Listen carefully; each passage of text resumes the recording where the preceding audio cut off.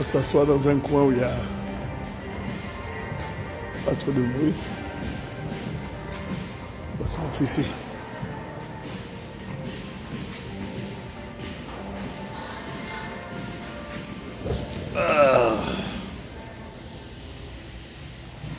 Compatriotes, compatriotesses, compatriotards.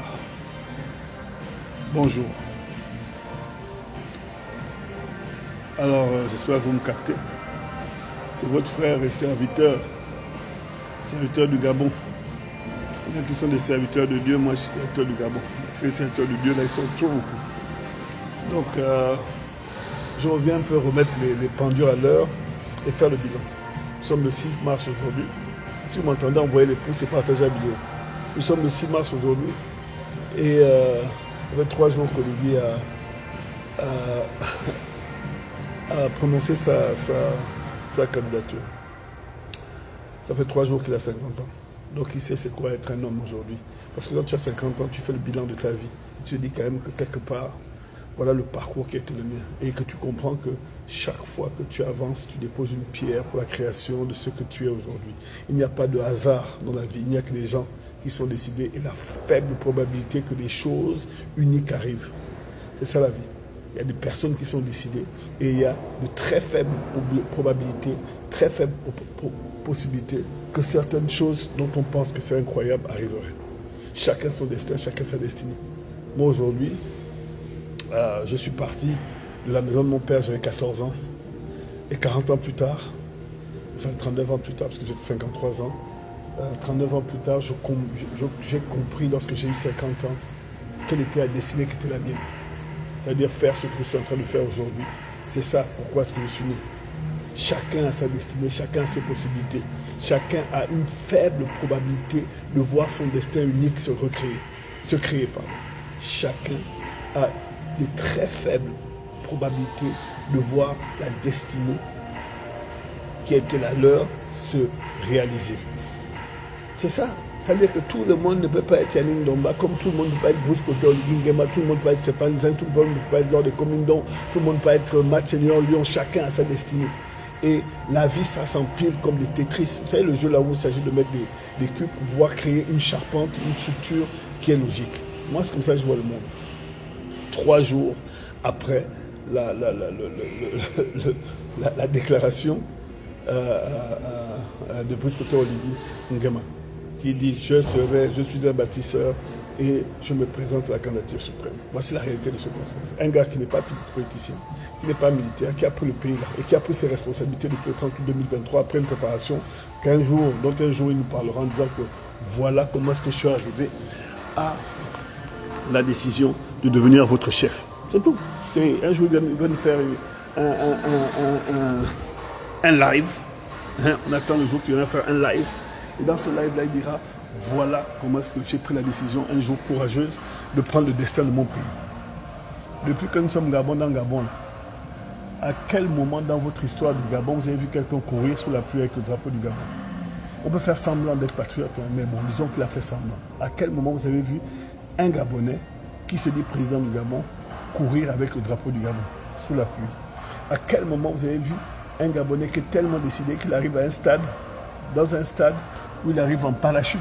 Le gars est arrivé en parachute, le gars qui a fait c'est la Tom Cruise à l'américaine, mon frère.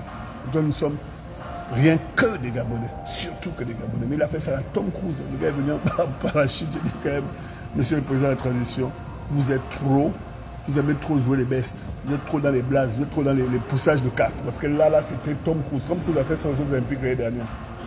Donc à quel moment on a vu ce schéma se produire chez nous? Ce schéma où on essaie d'amplifier la notion d'être Gabonais aux yeux des plus jeunes qui ont besoin de rêver en fait. Ils ont besoin de rêver, ils ont besoin que la personnalité qui incarne le pouvoir gabonais nous fasse un peu rêver. C'est juste ça, c'est un peu ça. C'est comment est-ce que la personnalité qui incarne le pouvoir gabonais va faire rêver les plus jeunes. Je suis en mode Atalakou Pro Max, hein, parce qu'à un moment donné, il faut prendre les faits et les analyser. Parce que moi qui suis un Gabonais, hein, qui ai connu tous les présidents gabonais sauf Léomba, j'ai connu Omar Bongo, j'ai connu Ali Bongo, j'ai connu Rose Francine Rogombe, paix à son âme. Et Et Ali Bongo aussi, hein. À quel moment Ali Bongo a pu me faire rêver, me donner les possibilités de pouvoir devenir un grand Gabonais Superman, un Gabonais très fort, un Gabonais qui bat le torse bombé. À quel moment ce gars-là m'a fait rêver. Omar Bongo, n'en parlons pas. Physiquement, c'est pas mon type, pas à son âme. C'est le type de Brice Côté Oligui, il a travaillé pour lui pendant 8 ans. Mais Omar Bongo, là, ça n'a jamais été mon type, là, 1 mètre. C'est pas, honnêtement, chacun a le droit, hein, je ne manque pas la taille du grand président, mais ça n'a jamais été mon type. Rose Francine Rogombo, quand elle est décédée, je crois que j'ai écrit un de mes plus beaux textes à son honneur. Parce qu'une femme arrivait dans le consensus, parce que c'est toujours le consensus, au niveau de l'arrivée, là, on respecte. Mais Ali Bongo. Ali Bongo. Alors, il y a tellement de choses négatives à dire de lui, mais c'est surtout qu'il ne nous a jamais fait rêver, surtout à la fin de sa dictature qu'il nous avait imposé là par son coup d'État. Il a fait rêver à qui? À quel moment il a donné des images de puissance au Gabonais? Parlons sans être méchants. À quel moment? À quel moment ce gars-là, même avant qu'il ait son AVC, et c'est quelque chose qui peut arriver à tout le monde, mais avant qu'il ait son AVC là, est-ce que ce gars-là, physiquement, vous a déjà fait rêver? Avec ses curls, qu'il a enlevé tant bien que mal en 2012. Est-ce que ce gars-là a réussi à vous faire rêver? La seule personne qui a fait rêver réellement, dont Ali Bongo a mené le rêve, qui a fait rêver, qui a rêvé à cause, grâce à Ali Bongo, je crois que c'est Mersan Kombessi. On voit où est-ce qu'il est rendu aujourd'hui. Donc les frangins, créer une nation, c'est aussi apporter le rêve. Donald Trump, avec ses cheveux orange, là, il y a des gens qui l'imitent, il y a des gens qui le supportent. Obama a fait rêver le peuple américain.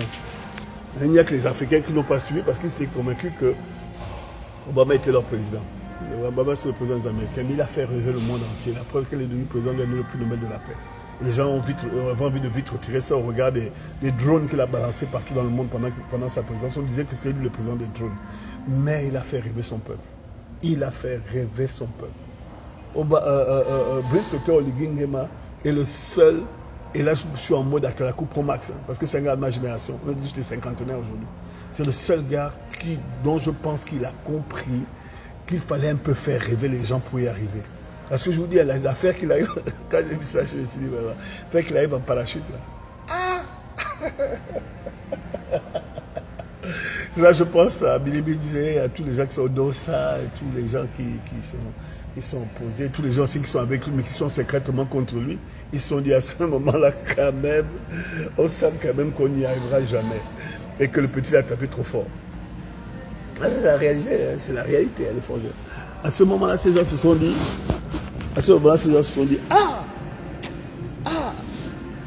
là, il a quand même tapé trop fort. Comment il peut descendre en parachute? Comment il descend en parachute? Il court avec le drapeau gabonais sous la pluie. 2 jours de pluie. 2 jours de pluie, le gars s'est mis à courir avec les drapeaux là-bas, avec les militaires, après il a coupé le gâteau, son gâteau d'anniversaire, il dansait tellement d'avoir atteint les objectifs de sa vie, de montrer qu'il était quand même capable, sans être un politicien, de gérer le pays, de montrer à tout le monde là, que je suis là, malgré tout ce que vous dites, tout ce que vous avez fait contre moi, je suis là, malgré toutes les humiliations que j'ai subies parce que je n'étais pas un garde là-bas. Malgré le fait que je ne sois pas dans la même cuisse que la vôtre, malgré le fait que je ne suis pas le fils d'un des grands gars de ce pays-là, malgré que je sois le descendant de personnes sauf de mon père qui a 40, avec qui je partage 40 frères et sœurs, je suis venu vous montrer que je suis là. Je suis là. Et il y a des gars comme nous qui ont compris que les gens avaient essayé de faire sauter notre génération des affaires de ce pays-là. Nous, on est d'accord avec toi. Et on dit que qui me voit verra. Nous autres qui ne sommes même pas atypiques dans notre manière de fonctionner, on se reconnaît dans la manière de fonctionner de ce type-là. Et on se le dit clairement. On se reconnaît. Alors le pire du pire, pour les gens qui le détestent, c'est lorsque le gars est venu faire sa déclaration au palais des congrès qu'il est en train de construire, qui est un truc énorme, sous la pluie, avec des Jordan. Le gars avec Jordan, j'ai partagé la vidéo. Parce que pour les gens qui disent que je fais du kounabélisme, ça va amplifier ce qu'ils pensent de moi. Il avait les Jordan avec le costume sous la pluie. Et c'est là où les prophètes tels qu'Owana Winch, l'enfant du pays, est en train de dire que c'est le déluge, c'est un signe de Dieu. Après, les gens ont collé la même photo de de Poutine qui tenait un discours sur la pluie, sans parapluie. Et c'est là le rêve des possibilités. Hein. Qu'on y arrive ou qu'on n'y arrive pas, il faudrait qu'on puisse encore rêver d'être Gabonais. Il y a un frère qui disait, dans ses lives, Danger, qui disait que si tu nous empêches de rêver, on t'empêchera de dormir. Moi, je suis bien éveillé parce que je suis en train de rêver. Bon, je suis en train de rêver. Peut-être que je rêve à tort. Peut-être que je rêve dans le mauvais sens. Peut-être que je rêve parce que j'ai des intérêts particuliers dans ce qui va se passer. Mais je rêve. Je rêve parce que la personne qu'on nous met aujourd'hui, c'est la personne qui s'est imposée aujourd'hui, parce qu'il s'est imposé fatalement. Il s'est imposé contre vent et marée. Il s'est imposé devant ses militaires. Il s'est imposé devant les administrateurs, devant le gouvernement. Il s'est imposé devant tous les Gabonais. Mais la personne qui s'est imposée aujourd'hui nous fait rêver. Nous donne la possibilité de croire qu'on est capable de définir un Gabon différent de ce qu'on a déjà connu. On essaie de redéfinir un Gabon différent de ce qu'on a déjà connu et on attrape ce pouvoir-là et on essaie de le garder le plus longtemps pour matérialiser le rêve des Gabonais. Ça, c'est mon point de vue. Vous pouvez passer à « Oh oui, tu donnes le blanc-seing, tu donnes le blanc-seing à rien du tout. » Je veux juste que, en tant que Gabonais, je puisse rêver. Et aujourd'hui, l'incarnation de la possibilité de rêver aux Gabonais, des Gabonais, c'est celui qui a décidé de capturer le pouvoir aujourd'hui. Aujourd'hui, vous allez chercher vos héros et vos super-héros ailleurs. Vous allez chercher ailleurs. Mais on a nos héros au Gabon. Moi, je suis un héros. Hein. Je suis un héros dans mon pays. Hein. Je veux qu'on me reconnaisse comme étant un héros. Je suis un héros puisque je me suis battu pour le pays. Je me suis sacrifié pour le pays. Je me suis fait humilier pour le pays. Je suis un héros au même titre que Yonaba. On a fait exactement la même chose avec des moyens différents. Je suis un héros comme Jean-Hilaire Obama ou Jean-Marie Obama. Je suis un héros parce que je me suis battu pour une cause noble. Et la cause noble, c'est mon pays. Et nous sommes pleins comme ça à s'être sacrifiés. Aujourd'hui, il y en a qui sont en train de retourner la perception qu'ils ont de nous. Mais moi, je n'ai pas changé. Sauf qu'aujourd'hui, le combat n'est plus le même. On est en train d'installer quelque chose de nouveau. On est en train de faire en sorte que notre héros ne se prenne pas pour un super-héros. C'est très important. Parce que si vous ne le faites pas là, qui va le faire? Vous êtes toujours en train d'aller chercher les héros chez les Jerry Rollins, chez les Amilcar Cabral, chez les Dos Santos, chez les Che Guevara, parce que ça fait tellement bien d'être un héros et de ne pas être africain ou ne pas être gabonais, parce que les héros, c'est les Nelson Mandela, ça ne peut pas être un Brice Koté Oligui ou un Oyonaba. On doit avoir des stèles de nos personnes, on doit avoir des statues, on doit avoir plein de choses, parce que les Gabonais ont besoin de rêver, les Français. Les Gabonais ont besoin de rêver. On a besoin de rêver, d'apporter les possibilités, parce que le rêve apporte les possibilités. On préfigure une possibilité positive pour nous, on est dans le rêve. Après le rêve, la chose c'est de tirer dans le rêve et rendre ça réel. Moi, mon rêve, c'était qu'Ali Bongo dégage. Avec tous ces gens-là, j'en avais marre d'entendre parler de toutes ces familles de vauriens qui n'ont rien fait pour le pays, parce qu'ils ont travaillé pour eux-mêmes, ou bien pour un système, le système Bongo, ils étaient devenus maintenant des grandes personnes. Moi, j'en ai marre de ça. J'en ai marre de cette politique qui tourne en rond, où tous les mêmes familles sont en train de tourner. Il y en a même une qui vient à la télévision me dire que j'ai quand même un nom. J'ai quand même un nom. Une famille a quand même un nom. Ça veut dire quoi avoir un nom? Si tu fais partie d'une famille de voleurs, une famille qui a dénigré, vous savez, est-ce que vous saviez que parmi les gens qui ont fait le coup d'État de 1964, Chambrier était dedans? Chambrier, Randy Chambrier, quand tu vois les photos dedans, on l'avait arrêté. Il fait partie des gens qui étaient contre. Si je me trompe, rappelez-moi, mais je crois qu'il était, parce que j'ai des photos, on le voit. Aujourd'hui, quand les gens, sa petite fille vient dire qu'elle a un nom, ça ne veut rien dire du tout.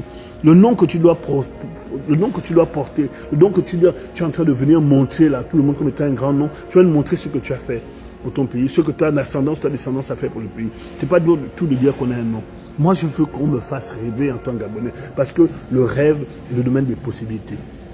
Quand je regarde l'affaire qu'on appelle Taxi Gab Plus, ça fait rêver les Gabonais. Il y a des Gabonais qui n'avaient rien aujourd'hui. Ils n'avaient rien aujourd'hui parce qu'on a un président, un leader atypique, pragmatique et qui a beaucoup d'éthique. Mais aujourd'hui, les jeunes passent de 0 par mois à 100 000 par jour. Est-ce que vous savez combien ça fait par mois? Ça fait 3 millions. C'est-à-dire que tu gagnes plus d'argent en faisant le taxi qu'en étant fonctionnaire aujourd'hui. Et en plus, tu gagnes ton argent devant et au vu de tout le monde. Parce que tu as décidé de partager le rêve de la construction d'une nation. Une nation différente. Une nation où on offre la possibilité aux gens de décrocher leurs rêves. Parce qu'on ne veut pas que les gens dorment avec un masque. C'est de ça dont on parle aujourd'hui. On parle aujourd'hui d'un fonctionnement d'un héros atypique qui ne vous fait pas rêver de choses impossibles. bâtir un pays, construire l'entrepreneuriat des petites personnes, leur donner la possibilité de rentrer dans le business du Gabon et de se faire de l'argent. Quoi? On ne doit pas penser comme ça, c'est mauvais. C'est que de le dire, c'est faire des atalakou. Partagez cette vidéo, les gars. Il faut qu'à la fin de la journée, je fasse moins de 1000 vues quotidiennes. En général, je suis à 2000, 3000 vues. Donc, on ne doit pas se donner la possibilité de croire que les gens de Popa, Ndienga, comme disait Stéphane, que les gens du fin fond de Mengan, que les gens des lacs ne puissent pas rêver de posséder quelque chose de leur pays. On appelle aux gens d'avoir des compétences. Et que dans cette compétence, ça va être possible. La dernière fois, j'étais en Toum. J'ai parlé avec des Gabonais. Et je vous montrerai la vidéo quand ça retrouverait. Ils m'ont sorti, ils ont dit que eux, ils aident les personnes âgées dans les quartiers. Et ils ont besoin de faire l'ensoleillement. J'en ai parlé au président de la transition. Je lui ai envoyé la vidéo. Je lui ai dit, monsieur le président de la transition, président de la République, général de brigade, Brice Cotter, Living Gema. Là, on a des jeunes en Toum là-bas qui, pour pouvoir joindre les bouts, ont besoin de faire l'ensoleillement. Ils ont besoin d'accompagner les personnes dans les champs, les grands-mères et tout ça. Ils ont besoin d'être présents, en fait, pour accompagner les personnes âgées, que nous sommes déjà, vers leur dernière résidence. L'ensoleillement. Et la première réaction qu'il a eue, c'était de ramener les motos indiennes. Là. Les motos indiennes, une centaine de motos indiennes. Les Gabonais, comme toujours, ceux qui n'ont pas de projet, ceux qui ne rêvent plus. Hein? On commençait à dire, oh oui, ça c'est quoi? Machin, c'est de la foutaise. Ils ont commencé à faire des ha ha ha ha. Parce qu'ils ont une autre estime de comment est-ce que le Gabon devrait être construit.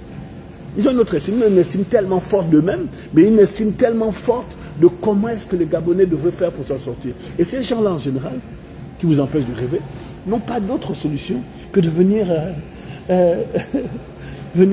vous ailer et jacasser sans proposer de solutions réelles, concrètes, qui correspondent aux besoins immédiats des personnes qui sont dans les quartiers défavorisés, les quartiers sensibles. Quand on dit quartiers sensibles, c'est parce que vous êtes insensibles à leur réalité. Alors, on donne une solution pratico-pratique, on dit, bon, on va financer les machines pour couper les herbes, mais en plus, on va financer des moyens de transport. Ça là, ce n'est jamais assez pour vous. Parce que l'article 35, l'article 53, l'article 42 de la nouvelle constitution prive les Gabonais des droits de blablabla. Mais je vous dis, hein, la réalité immédiate, c'est de pouvoir faire rêver les gens et leur donner des possibilités immédiates dans leur quotidien. En disant que, ben écoute, si tu vas désensoleiller, tu vas couper les herbes clairement de l'autre côté, ça te permettra de pouvoir commencer à gagner de l'argent, de commencer à être actif, de commencer à comprendre les réalités du travail que vous n'avez pas. Ça là, c'est mauvais. Ça là, c'est mauvais. Les choses qui vous intéressent, c'est d'écouter Nathalie qui a filmé le Yamba. Venez vous dire que c'est un coup d'état halal. C'est ça qui vous intéresse. De venir soutenir une jolie femme qui vient dire que le panafricanisme. Vous voulez qu'on parle du panafricanisme? Déjà, première chose que je veux dire à notre belle sœur, parce qu'elle est magnifique, elle est jolie cette femme-là, Nathalie Yam, c'est que lorsque tu parles du panafricanisme, regarde tes origines. Tu es camerounaise et tu es surtout suisse. Je ne t'ai jamais vu aller te lever devant une banque suisse, peut-être que ça m'a échappé, et leur dire à cette banque suisse, ton pays d'origine, que vous vivez, vous la Suisse, avec l'argent des détournements de tous les pays africains. Ça là, quand tu parles beaucoup des coups d'état halal, n'oublie pas de regarder ton nombril, n'oublie pas de regarder d'où tu viens. Parce que le pays d'où tu viens là, c'est le pays où il y a tout l'argent des paysans africains. Donc c'est le seul endroit où il y a le véritable panafricanisme financier en Europe, dans ton propre pays. Tu viens parler de panafricanisme. Et après, maintenant, si on parle de panafricanisme, il n'y a pas quelqu'un qui est plus panafricaniste et plus afrocentriste que le mien, que moi. Il n'y en a pas un. Il n'y en a pas un. Mais le problème du panafricanisme africain, on a l'organisation de l'Union africaine, et on regarde et on se dit, bon, l'idée du panafricanisme est intéressante et très riche en elle-même. Mais les États-Unis, l'Amérique, premier pays panafricaniste qui regroupe tous les pays d'Amérique du Nord, sauf le Canada et le Mexique en bas là-bas. Ce n'est pas un concept, c'est une réalité. L'Europe, ça s'est fait en 1993. L'Union européenne, ça s'est fait en 1993. Lorsque vous parlez de panafricanisme, ça ne doit pas rester qu'un concept. Comment vous mettez ça en marche? Comment est-ce que en Guinée équatoriale, quand nous sommes allés, le président a dit que vous pouvez rentrer, vous pouvez sortir. C'est le même pays. On est prêt à céder entre nous. Créons d'abord notre union entre pays africains en disant qu'il y a un seul président. En Europe, ils ne sont pas encore arrivés. Ils sont là, ils sont en train de se battre. Ils nous ont créé l'Union européenne, mais il n'y a pas un seul président. Le président de l'Union européenne, c'est qu'un rôle fictif, mais il n'y a pas encore, comme aux États-Unis, un seul président qui va gérer toute l'Union européenne. Déjà, lorsqu'on fera tomber nos égos, lorsqu'on on dira que le panafricanisme, on doit s'asseoir et réellement créer un État panafricain, un réel État panafricain, on va s'asseoir, on va le créer, là on parlera différemment. C'est bien beau tout ça. Là. Tout pour l'Afrique, moi je suis d'accord, mais asseyons-nous et faisons-le réellement. L'Afrique de l'Est et de l'Ouest est en train de créer ça. On va voir où est-ce que ça va arriver. Peut-être que ce sera un modèle pour les autres pays d'Afrique. Mais en attendant, là, apprenons à être disciplinés dans ce que nous sommes, dans où est-ce que nous vivons et apprenons à créer des possibilités à partir de nos rêves.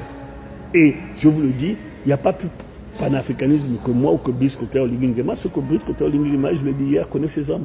Il connaît les Gabonais. Il connaît les Gabonais. Est-ce que les Gabonais ne sont pas à mourir pour l'Afrique? Vous n'êtes pas prêts à mourir pour enlever les poubelles qu'il y a devant vos maisons. Est-ce que vous êtes prêts à nettoyer vos maisons tous les matins à partir de 6 h du matin, vous levez à 6 h du matin comme ils le font au Bénin? Est-ce que vous êtes prêts à faire ça? Et après, quand vous serez prêt à nettoyer devant chez vous, vous allez peut-être penser à nettoyer dans chez vous, et après nettoyer si vous êtes dans vos têtes, après nettoyer votre pays, et là, quand vous aurez un pays fort, vous allez dire, bon là, on va vers le panafricanisme parce qu'on est fort. Parce que la Guinée équatoriale aujourd'hui, c'est un modèle pour le panafricanisme. Un seul parti, un pays qui marche droit, une discipline. Nous, le Gabon, c'est beaucoup de gens qui parlent, beaucoup de gens qui se présentent aux élections. Vous allez créer cette fausse opposition, sachant très bien que vous allez vous faire écraser pour les Nguema. Ce n'est pas quelque chose que je dis parce que je suis à Talakou ou Nabélis Promax, c'est parce que j'essaie d'être le plus réaliste possible. Moi, je suis enseignant depuis près de 30 ans. Je me bats dans les business, je suis enseignant depuis 30 ans. Et à un moment donné, quand tu apprends les choses, c'est que statistiquement, il y a un déterminisme dans tout. Il y a un déterminisme dans tout. Si on est arrivé dans ce qu'on est là, c'est parce que... Si on est arrivé, où est-ce que nous sommes là, c'est parce que les 20-30 dernières années, tout était préparé pour qu'on arrive où est-ce que nous sommes là. Il n'y a pas de hasard aujourd'hui. Il n'y a pas de hasard dans ce qu'on fait. Donc il faut être concret, il faut être réaliste. Et se dire que là, c'est le résultat, après les études d'Ondosa, qu'on devait arriver à une dictature militaire aujourd'hui. La réalité, c'est ça. Maintenant, qu'est-ce qu'on fait? On continue à vociférer en disant que non, ça c'est pas bon, c'est pas bon, c'est pas bon, ou bien on dit le rêve est de créer une nation. Que si c'est dur les 7 prochaines années, ben on va faire en sorte que ça aille de mieux en mieux, parce qu'on ne change pas un pays en 20 mois. La naïveté de certaines personnes de croire que Brice Koté Oligui Nguema et le CTRI ont pris le pays, donc ce sont des gens qui ont la vie, ils sont vertueux, qui sont sains, qui sont parfaits. Mais si vous allez dans cette direction, vous allez vous tromper. Hein. Et vous vous trompez déjà. Parce que chaque fois qu'il y a eu quelque chose qui n'allait pas dans ce pays-là, c'était la faute au CTRI. Sachant que le CTRI a récupéré un pays qui était sous les pâquerettes, ras les pâquerettes. C'était dirigé par Ali Bongo avec sa blanche et son petit enfant qui se prenait déjà pour le futur président, puisque Yann Goulou, l'Emvrajami et tous ces gens-là. C'est eux qui dirigeaient le pays. Donc ils ont laissé le pays en catastrophe. Et nous, quand on récupère le pays là, on essaie de chercher par où est-ce qu'on va commencer. Et à un moment donné, les priorités qui sont les nôtres ne sont pas les vôtres. Ou bien quand il y a des priorités qui ne sont pas les vôtres, qui sont les nôtres, vous dites que ce n'est pas les bonnes priorités. À la fin des fins, les gens ont décidé de choisir un bout sur lequel ils vont tirer pour commencer à faire avancer le pays. Parce qu'un pays, pour développer un pays, c'est... On prend le pays à tous les niveaux, par toutes les cordes, on est obligé de tout faire en même temps. Il y en a qui pensent que la culture n'est pas intéressante.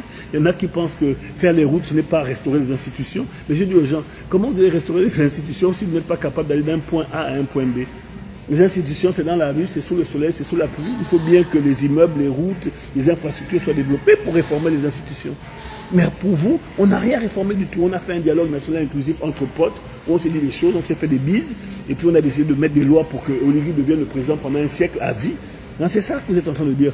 Parce que vous n'avez pas osé venir participer au changement de votre pays. Et moi, je suis dans le côté pragmatique, les frangins. Je suis pragmatique. Le maître mot, c'est de se dire, c'est quand la dernière fois qu'un président vous a fait rêver. 2, c'est quand la dernière fois qu'un président a dit qu'il va faire ça et que ça a été réellement fait, même si ce n'est pas fait en entier. Et je parle des gens aujourd'hui qui bénéficient des bienfaits, des projets qui ont été initiés par le CTRI et les Gabonais qui étaient décidés comme nous. Parce que la réalité, c'est ça. Comment voulez-vous développer un pays si la faible population n'a pas de revenus? On est en train de créer des petits métiers. Enfin, on ne crée pas des petits métiers, on renforce l'existence de ces petits métiers en donnant la possibilité aux gens qui ne rêvaient plus d'y arriver. Et vous n'êtes pas d'accord. Vous n'êtes pas d'accord. Et je vous ai dit, et je vous dis et je vous redis, que mes compatriotes qui sont activistes à l'étranger sont bloqués.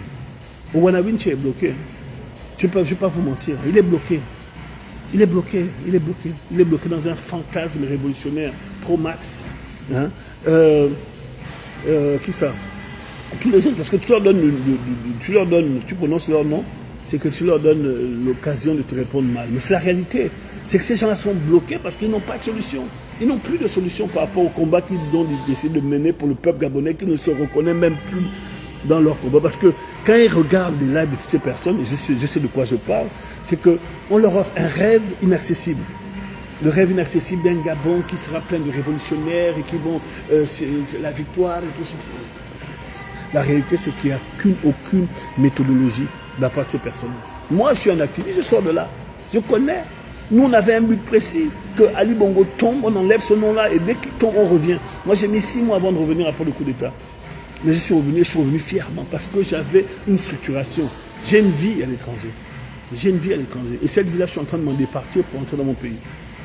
Je suis en train de m'en départir progressivement. Je rentre au pays. Je rentre, je suis fatigué. J'ai tout fait dans le pays des autres. Je vis bien. Je vis bien. Ça, c'est le genre de choses que... Déjà, je suis dans un hôtel 5 étoiles. Hein. Je vis très très bien. Je peux me payer ça encore. Dieu merci. Je vis bien, mais je suis prêt à laisser tout ça pour venir vivre mieux dans mon pays parce que je veux rêver que j'ai participé à la construction de mon pays plutôt que d'être dans les... Ah oui, le président a dit qu'il devait passer... Brice Cotter, le gars a dit qu'il devait passer pendant 3 élections. Mais qui est idiot? Qui est idiot? Quoi, vous pensez qu'il avait pris le pays là pour vous donner ça? Sachant que vous êtes une bande de bandits. Hein? Une bande de bandits. Tous les bandits, les amis à côté de lui, a dit restez là. Moi, je gère ce pays là. Maintenant, faites ce que vous voulez faire. Non, mais il a dit qu'il donnera le pouvoir aux civils. Voilà, vous avez cru. Moi, je n'ai jamais cru ça. Je n'ai jamais cru en ça. On est des grands garçons, on est de la même génération. On fonctionne tous de la même manière. Parce qu'on a le même background. On a le même background, nous tous là. On se connaît. Donc, ceux qui ont la naïveté de croire que le pouvoir, on devait le redonner après avoir fait le coup d'État, ben écoutez, les gars, la naïveté politique. C'est de ça dont vous souffrez. Vous souffrez de la naïveté politique. La réalité qui est claire, c'est qu'aujourd'hui, là, on rêve. On se dit qu'il y a quand même la possibilité d'avoir un autre Gabon. Un Gabon qui est débarrassé de tous les grands noms là, qui nous ont fatigués pendant des années parce qu'ils n'ont fait que voler le pays. On a compris que le Gabon doit être dans une autre direction. Et pour aller dans une autre direction, il faut avoir eu la possibilité de rêver et de tirer vers ces rêves vers la réalité. Parce que si vous ne faites pas ça, d'être dans votre frustration juridique de croire que le Gabon peut être comme la France, pays des droits de l'homme. Non, non. La France est construite dans son histoire. La France a 200 ans. Nous, on a 50 ans, on a 50 ans. On va faire nos erreurs, mais vaut mieux que ce soit nous-mêmes qui faisons nos erreurs parce qu'on va apprendre de nos erreurs pour essayer de faire avancer le pays vers le haut. Moi, je le pense sincèrement. Et je pense que lorsque j'ai vu Oligui descendre en parachute, lorsque j'ai vu qu'on portait Oligui, lorsqu'il a fait le coup d'État, j'ai commencé à rêver un Gabon différent. Pourquoi? Parce que c'est des images qu'on n'a jamais eues dans l'histoire de notre propre pays. On n'a jamais eu les images d'un Gabonais, un homme fort qui gère le pays. On n'a jamais eu ça. Dites-moi qui? Omar Bongo, excusez-moi. Le gars, il était très fort. 32 ans, c'est très très fort. Qui est Ali Bongo, Nordeng, ils ont fait rêver ces gars-là. Ils vous ont donné la possibilité de penser que le Gabon peut être fait autrement. Si c'est le cas, excusez-moi, je me suis trompé. Mais si ce n'est pas le cas, les gars, décrochez vos rêves.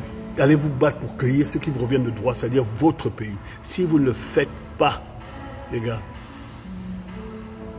si vous ne le faites pas, vous allez être frustrés. Alors, je vais lire un peu les commentaires parce qu'il faut lire les commentaires. Bonjour, M. Nomba. Donc, la transition va finir sans que le président ne se penche sur cette affaire de fraude à l'ENA. On continue comme avant, c'est ça. Elsa et Edou, vous savez, est-ce que vous savez qu'il y a encore des Gabonais qui chient dans les latrines? Par exemple, le genre de problème qu'on a. Est-ce que vous savez qu'il y a des Gabonais qui n'ont pas de route? Est-ce que vous savez qu'il y a des endroits où il n'y a pas d'eau? Est-ce que vous savez qu'il y a des gens qui n'ont pas de formation? Est-ce que vous savez qu'il y a des gens qui ne gagnent pas d'argent? Est-ce que vous savez que dans les hôpitaux, il faut galérer pour trouver les poches de sang? Le Gabon d'aujourd'hui, c'est ça. C'est ça. Reconnaître qu'il y a des problèmes, essayer de les gérer. Peut-être pas par priorité, peut-être simultanément, en même temps. Mais on sait que le Gabon a des problèmes. Le problème de l'ENA est un problème comme tous les problèmes qu'il y a au Gabon. N'oubliez pas une chose. Même quand il y a eu le concours de la police, même quand il y a eu le concours de la GR, il y a eu des fraudes. Donc on essaie de rebâtir un pays en se disant qu'on va arrêter de faire n'importe quoi de notre propre pays. Moi, c'est ce que je pense. Et je le pense sincèrement. Tu as posé un problème, il faut que ce problème soit réglé. Il y a un ministre qui s'occupe de ça. Il faut amener le ministre à régler ce problème. C'est comme ça qu'on gère un pays. On va gérer tout en même temps, simultanément, de manière immédiate. Mais c'est compliqué. Parce qu'on doit apprendre à se départir de ces mauvaises habitudes. Voilà. Donc, je dis encore, comment on change un pays en 7 ans? D'où les institutions fortes, car les hommes passent, la nation reste. La notion d'institution, là, c'est quelque chose qui doit être... vous savez, c'est la chose la plus forte qui puisse être dans une nation, une institution qui est intouchable, qui ne dépend pas de la volonté de certaines personnes. Et on y travaille, il faut y travailler, il faut réformer ces institutions-là. Et on travaille, on ne fait pas ça en un an. Tu réformes les institutions, mais tu dois aussi réformer la mentalité des personnes qui gèrent ces institutions. Si on ne fait pas ça, là, c'est du n'importe quoi. Donc, mon maître mot aujourd'hui, c'est de dire que si on aime son pays, on doit apprendre à décrocher nos rêves pour rentrer dans le monde des possibilités. Il y a un gars qui était avec moi la dernière fois qu'on a rencontré le président Oyem. Il était à côté de nous et le président est venu s'asseoir à côté de lui, à même pas 2 mètres de lui. Il s'est assis à côté de lui. Mon gars là était paralysé. Et quand on est rentré, le gars m'a dit, Yannick, c'est peut-être le plus beau week-end de ma vie qu'on a partagé. Parce que je ne peux pas m'imaginer que je serais près du président comme j'étais près ce jour-là. Et je vous remercie de m'avoir donné cette possibilité. J'ai rêvé de ça. La possibilité a été réalisée. Maintenant, ça lui a donné des rêves. Ça lui a donné des possibilités de réaliser des choses. C'est de ça dont on parle. Si vous ne rêvez pas que votre pays peut changer, malgré toutes les choses qui ne fonctionnent pas, mais arrêtez, allez vers autre chose. Moi, je fais partie de ceux qui ont décidé de rêver. Un jour, quand je suis parti de chez moi, j'avais 14 ans. Aujourd'hui, je vis pleinement mon rêve. Du travail, de la réussite qu'est la mienne. Maintenant, s'il y en a qui pensent encore que dire qu'on réussit parce qu'on est Gabonais et parce que vous galérez, c'est faux, restez dans ça. Moi, là, quand je rentre chez mon Canada, là, je vais faire une affiche d'impôt. Et je vais vous montrer un jour le nombre d'impôts que je paye et ce que je gagne par an. Parce qu'un jour, j'ai décidé de rêver. Comme j'ai décidé un jour que le Gabon changerait. C'est pour ça que je suis rentré. Ceux qui n'ont pas compris ça, tant pis pour eux. Compatriotes, compatriotas, partagez la vidéo. Ça fait 30 minutes, je suis censé être allé acheter du pain parce que je veux faire un pique-nique et je n'ai pas eu le temps parce que je devais vous faire un live. Mais si c'est pour vous faire rêver, rêvons tous en même temps. On est ensemble.